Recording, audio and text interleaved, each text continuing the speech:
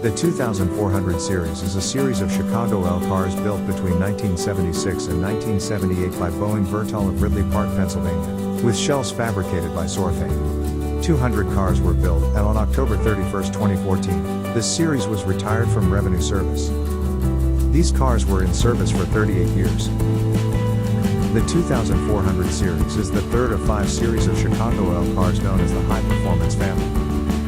These cars were the first L cars built since the 4000 series of 1914 to feature sliding doors rather than the folding blinker doors featured on the other cars that were in service at the time, with wider doorways allowing the cars to accommodate wheelchair users.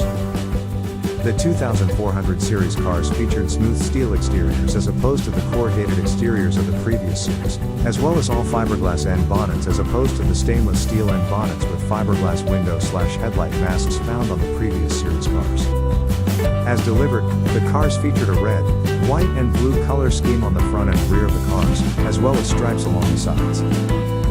Cars 2401 to 2422 were later modified to be used for work service as well as revenue passenger service and given red and white striping along their sides as well as on the front and rear of the cars. The cars were rehabbed at the Skokie shops in Skokie, Illinois from 1987 until 1995. These work motor units remain active.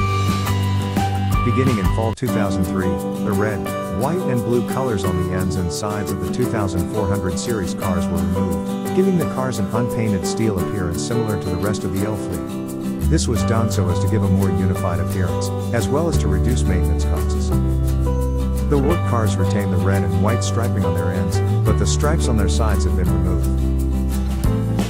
Retirement of the 2400 series cars began in 2013, after the retirement of the 2200 series cars, and was completed in October 2014. 194 of the 200 cars built remained in service into the 21st century. Thanks for watching. Don't forget to subscribe to our channel and like our Facebook page.